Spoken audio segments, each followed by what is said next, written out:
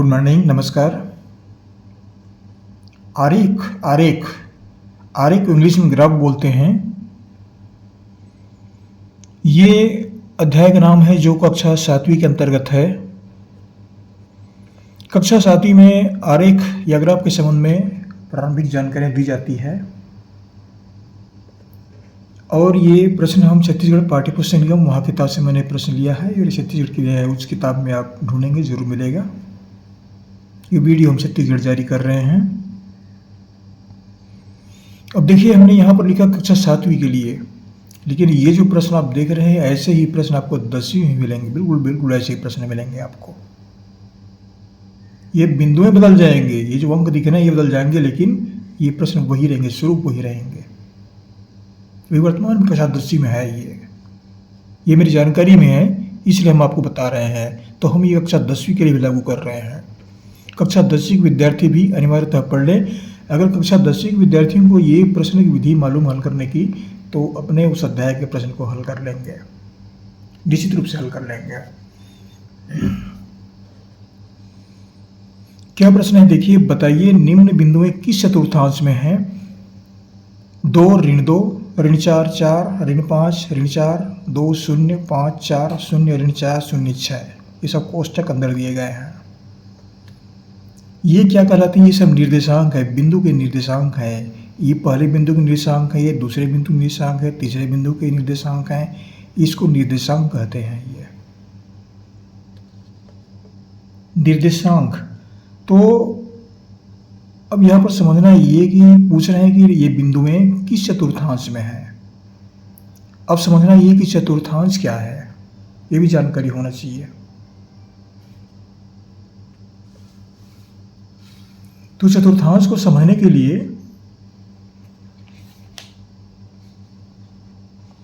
ये आकृति आप देख लीजिए, दिख रहा है आकृति। ये ग्राफ पेपर है जिसको निर्देशांक तल के नाम से जाना जाता है, या कार्तीय तल, कार्तीय तल के नाम से जानते हैं। ये देख रहे हैं, ये सरलरेखा इस तरह से गई हुई है। ये पूर्व दिशा है, ये पूर्व है, और यहाँ से इस दिशा में चलेंगे तो ये पश्चिम दिशा कहलाता है। ये मूल बिंदु है, हम लिख देते हैं इसको। दो रेखाएं आड़ी तिरछी कट रही हैं, इसको मूल बिंदु बोलते हैं। उसके निर्देशांक जो हैं वो 0 0 होते हैं, माने एक्स अक्ष में भी 0 है, वाई अक्ष में 0 है। मूल बिंदु के निर्देशांक 0 0 होते हैं। इसको ऑब्जेक्टिव क्वेश्चन में पूछते हैं कि निर्देशांक कितने होते हैं, मालूम होना चाहिए। यहाँ से ऊपर की ओर जाएंगे तो ये धनात्मक दिशा है, उत्तर क्षेत्र है, उत्तर दिशा है। इस बिंदु से नीचे की ओर उतरेंगे तो ये दक्षिण दिशा है, ये ऋणात्मक क्षेत्र है। ये जब देख रहे हैं ऋण 1 ऋण 2 ऋण 3 इस तरह लिखे जाते हैं। इधर की संख्याओं को ऋणात्मक अंकों में लिखे जाते हैं, और शून्य से बाईं ओर के क्षेत्रों में पश्चिम दिशा में ये सब भी ऋणात्मक रहते हैं। इधर से धनात्मक दिशा है, 1 2 3 4 इसमें सभी धनात्मक चिन्ह है। ये ऊपर की ओर जाएंगे तो ये सब धनात्मक चिन्ह है, नीचे की ओर ऋणात्मक चिन्ह है। इस तरह से ग्राफ तैयार किए जाते हैं। तो ये संख्या रेखा की तरह है, आड़ी तिरछी रेखाएं, आड़ी खड़ी रेखाएं हैं, संख्या रेखा जैसे है ये, या संख्या रेखा ही मान के चलिए। ये 0 है, 0 से 1 2 3 4 धन, इधर धनात्मक दिशा होता है और इधर ऋणात्मक दिशा होता है। ऊपर में इधर धनात्मक है, इधर नीचे ऋणात्मक है, बिल्कुल एक जैसा है ये। अब यहाँ पर प्रश्न ये उठता है कि चतुर्थांश किसको बोलते हैं?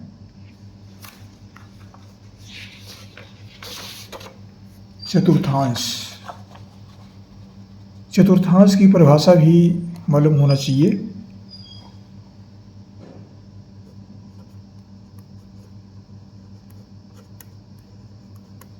चतुर्थांश, तो चतुर्थांश की जो परिभाषा है वह है, निर्देशांकों को संख्या रेखा पर 4 भागों में बांटा जाता है और प्रत्येक भाग को चतुर्थांश कहते हैं।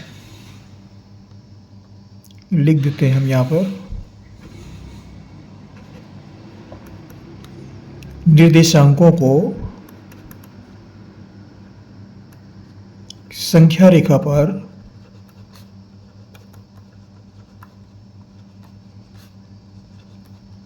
चार भागों में बांटा जाता है।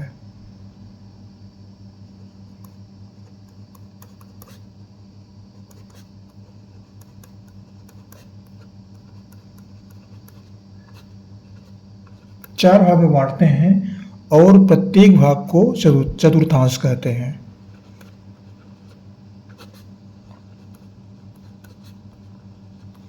प्रत्येक भाग को चतुर्थांश कहते हैं।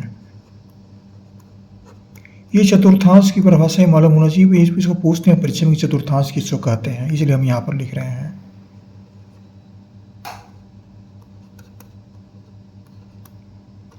निर्देशांकों को संख्या रेखा पर चार भागों में बांटा जाता है, प्रत्येक भाग को चतुर्थांश कहते हैं, जिसकी परिभाषा है।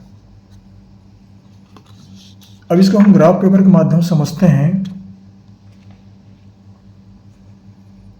ये देखें, ये चार भाग बट रहे हैं। ये इसको पहला भाग बोलते हैं, इसको दूसरा भाग, इसको तीसरा भाग, इसको चौथा भाग।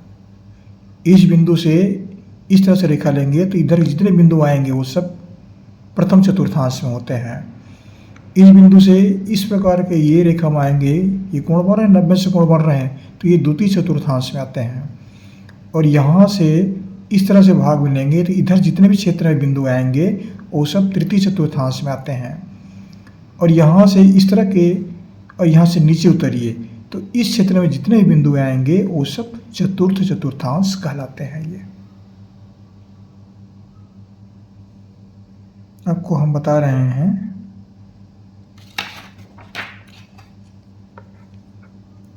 ये भाग कहलाता है प्रथम चतुर्थांश। लिख देता हूं मैं, नहीं तो भूल जाते हैं। प्रथम चतुर्थांश। और ये भाग कहलाता है द्वितीय चतुर्थांश।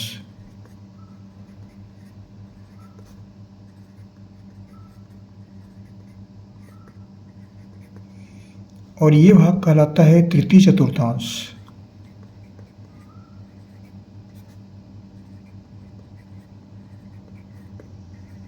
और ये भाग कहलाता है चतुर्थ चतुर्थांश।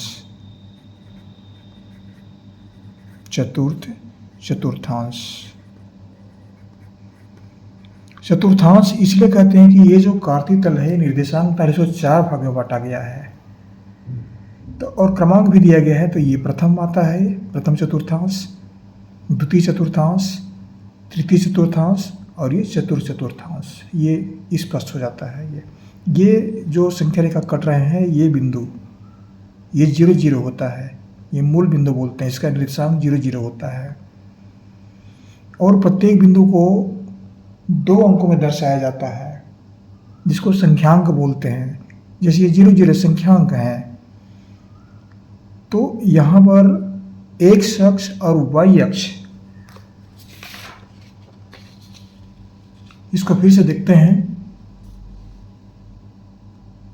ये कहलाता है x अक्ष का चतुर्थांश है।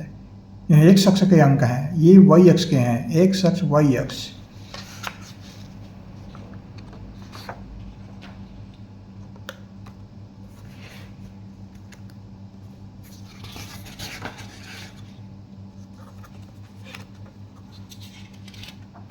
यहाँ पर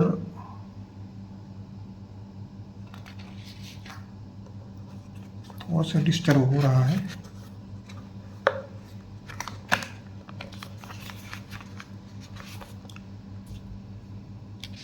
ये वाला प्रश्न में लिया था, वो नीचे हो गया था। ये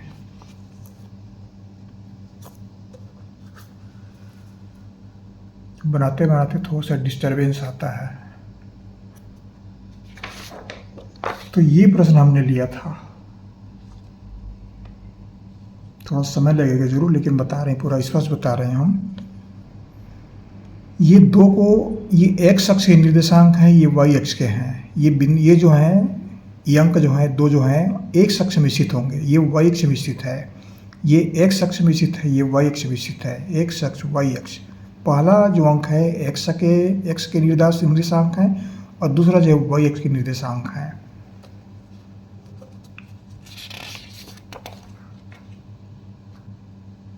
तो ये जो कहलाता है ये एक्स एक्स अक्ष है, एक्स एक्स डैश अक्ष ऐसा कहलाता है, या एक्स अक्ष भी बोलते हैं। ये जो ऊपर से नीचे की ओर आ रहा है ये वाई वाई डैश अक्ष बोलते हैं, या वाई अक्ष भी बोलते हैं। खड़ी वाला जो है एक्स वाई अक्ष और आड़ी वाला जो है एक्स अक्ष, इस तरह से पढ़ा जाता है एक्स अक्ष और वाई अक्ष। निर्देशांक तल में कितने अक्ष होते हैं, तो कितने अक्ष होते हैं क्या बोलेंगे, हमारे दो अक्ष होते हैं, एक्स अक्ष और वाई अक्ष, या फिर एक्स एक्स डैश अक्ष या वाई वाई डैश अक्ष, या एक्स डैश एक्स अक्ष ऐसे बोल देते हैं इसको, मतलब एक ही है।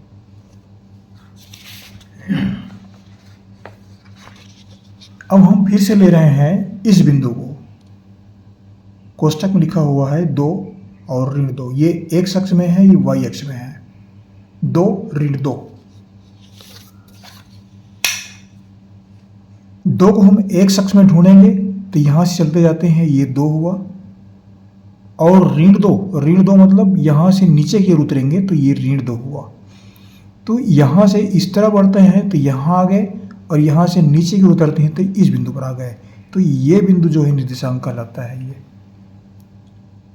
तो इस सुविधा के लिए हम पहले से अंक लगा दिए हैं।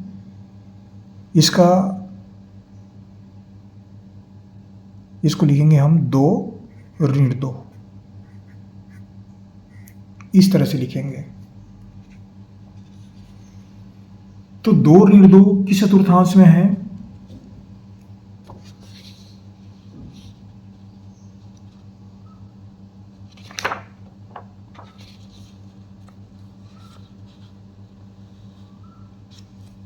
दो ऋण 2 कोष्टक लिखा हुआ है, ये जो है ये चतुर्थ चतुर्थांश में स्थित है।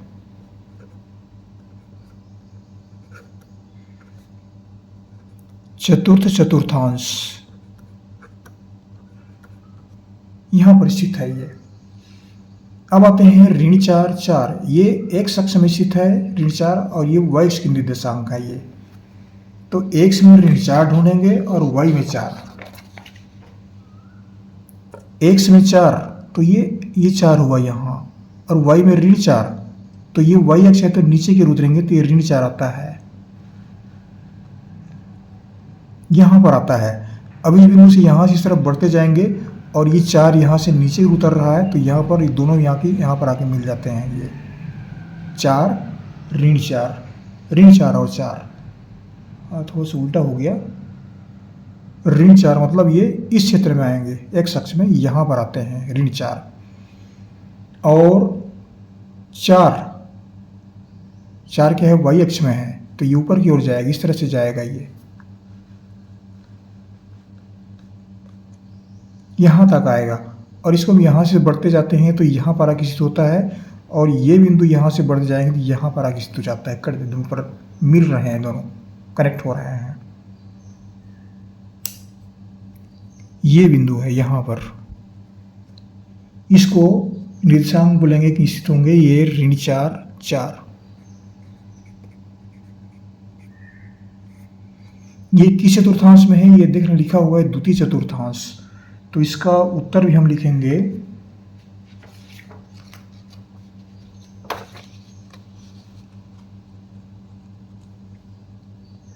ये द्वितीय चतुर्थांश में स्थित है।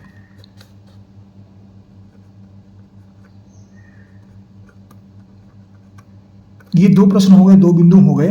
अब तीसरे में आते हैं ऋण 4 ऋण 5 ऋण 4, ये एक्स अक्ष में स्थित है, ये वाई अक्ष में है, तो इसको हम एक्स अक्ष में ढूंढेंगे, इसको वाई अक्ष में ढूंढेंगे। ऋण 5 ऋण 4, ऋण 5 तो एक्स अक्ष में ऋण 5 यहां पर आ रहा है, और ऋण 4 फिर ये नीचे की ओर वाई अक्ष में, तो यहां पर नीचे उतरेंगे तो यहां पर आता है, ये यहां पर आके मिल जाता है ये। तो यहां से बढ़ते जाइए इस तरह से, यहां पर आया, और नीचे से यहां से उतरिए तो ये बिंदु आपको यहां पर आके मिल जा रहे हैं, एक चौकोर आकृति बन जा रहा है। तो ये जो है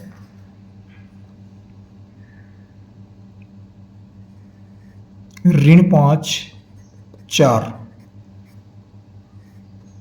ऋण 5 4 ये कौन से चतुर्थांश में है? ये लिखा हुआ है तृतीय चतुर्थांश। इतना भाग जो है, जितने बिंदु आएंगे वो सब तृतीय चतुर्थांश में कहलाएंगे। तो तीसरे का उत्तर क्या हुआ?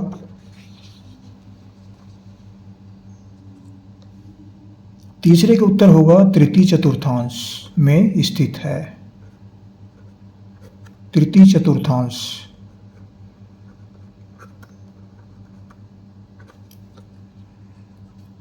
अब आते हैं 2 शून्य, इसको लेते हैं 2 शून्य को। ये एक्स अक्ष में स्थित है, ये वाई अक्ष में। 2 शून्य,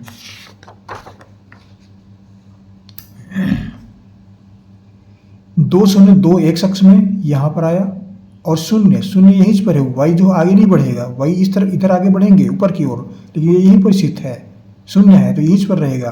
तो इसकी निर्देशांक ये यहाँ पर आता है, ये 2 शून्य। तो 2 शून्य जो है कहां पर स्थित हुआ? इस भाग में। तो ये कहलाता है प्रथम चतुर्थांश। ये नीचे की ओर नहीं आएगा, ये ऊपर में रहता है, ये प्रथम चतुर्थांश कहलाएगा। ये इसको लिख सकते हैं 2 शून्य। हाँ 2 शून्य है ये।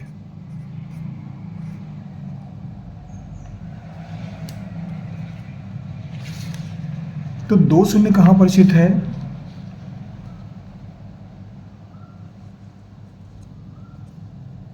ये प्रथम चतुर्थांश में है।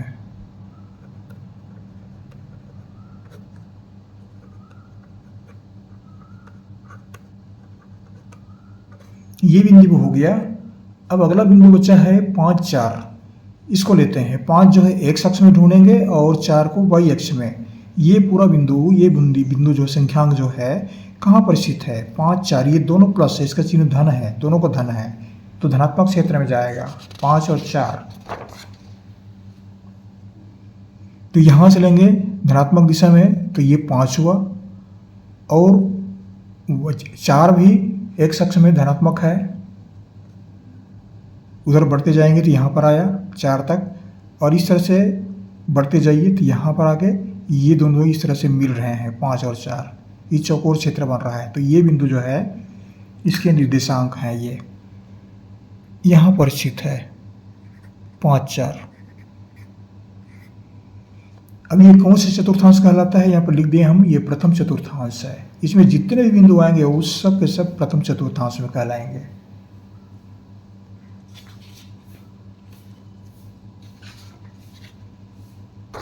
फिर उत्तर लिखेंगे प्रथम चतुर्थांश।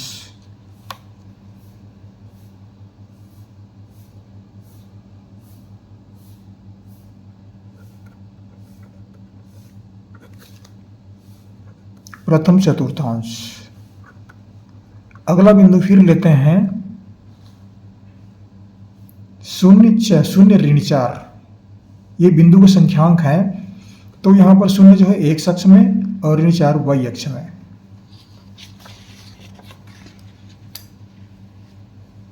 शून्य एक्स अक्ष में, तो ये यहीं पर स्थित है, इधर कहीं भी नहीं जाएगा, यहीं पर स्थित रहेगा एक्स अक्ष में। और ऋण 4 मतलब ये वाई अक्ष में, वाई अक्ष में तो नीचे की ओर आएंगे, यहां तक आएंगे। तो 0 ऋण 4 ये वाला बिंदु कहलाएगा 0 ऋण 4। ये इस बिंदु के निर्देशांक हुए। तो ये कौन सा अक्ष में है?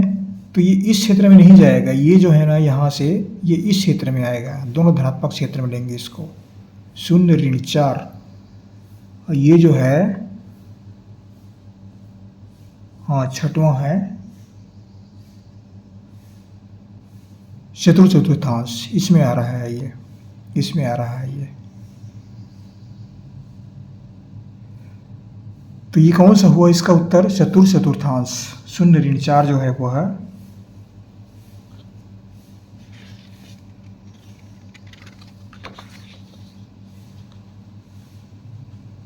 चतुर्थांश में।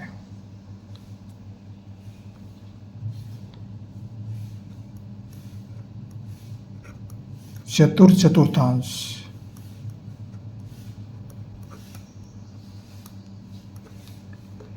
ये 6वें प्रश्न का उत्तर हो गया। अब आते हैं 7वें में। 7वें मतलब ये कहाँ पर शून्य ऋण 6 है, शून्य ऋण 6 इसको, तो ये धनात्मक है और इसको भी धनात्मक मिलेंगे। 0 6, 0 x अक्ष में और 6 जो है y अक्ष में।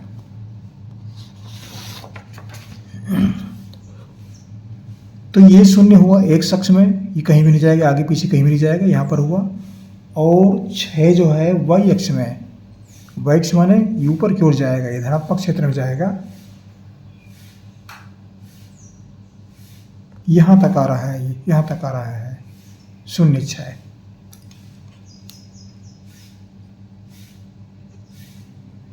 इस बिंदु को लेंगे 0 6। अब ये 0 6 जो है वह कहाँ पर जा रहा है, तो 0 6 जो है इसको हम 0 और 6 इसको प्रथम चतुर्थांश में कहा गया है, इस क्षेत्र में माना गया है।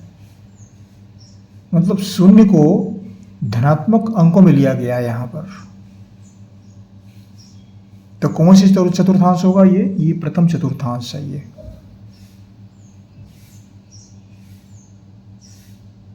इसको मैं इधर लिखना था, इस साइड में लिखना था इसको। 0 6 ये प्रथम चतुर्थांश में है। ये इस तरह से इन बिंदुओं का निर्धारण होता है।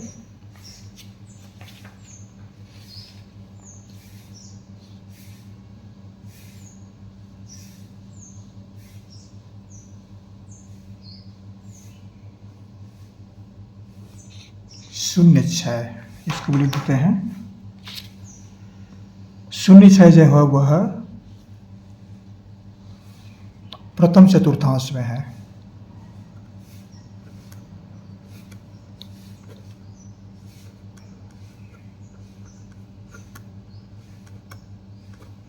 तो 0 6 जो निर्देशांक है बिंदु के, ये प्रथम चतुर्थांश में स्थित है।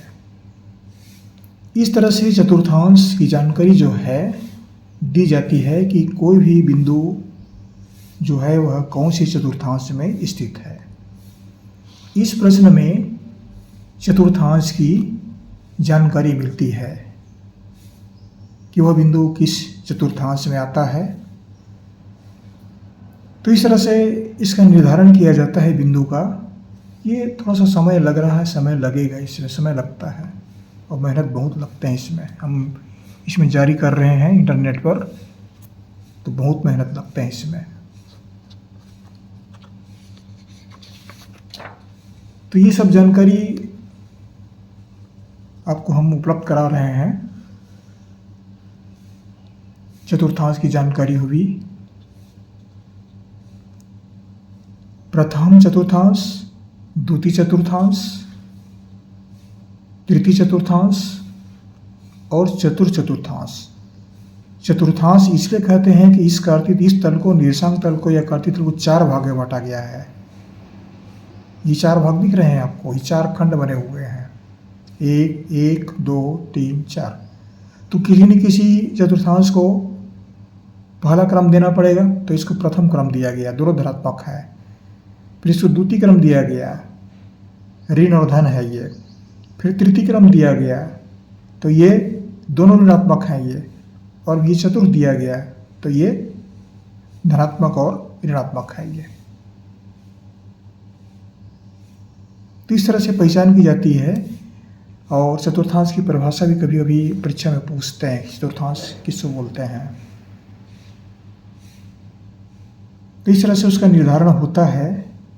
और मैं समझता हूँ इतनी जानकारी आपके लिए पर्याप्त है। फिर और अगले प्रश्न में और कुछ छूट गया होगा, बताएंगे उसको हम।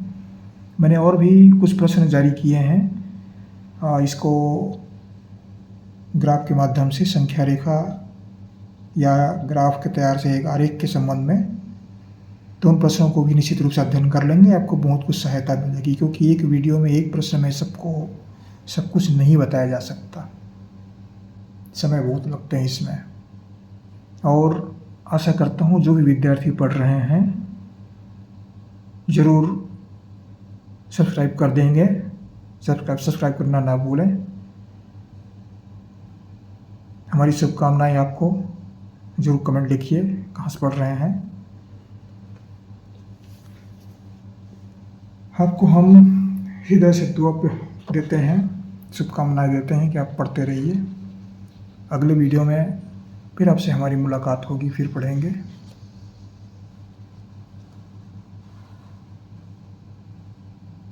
Thank you.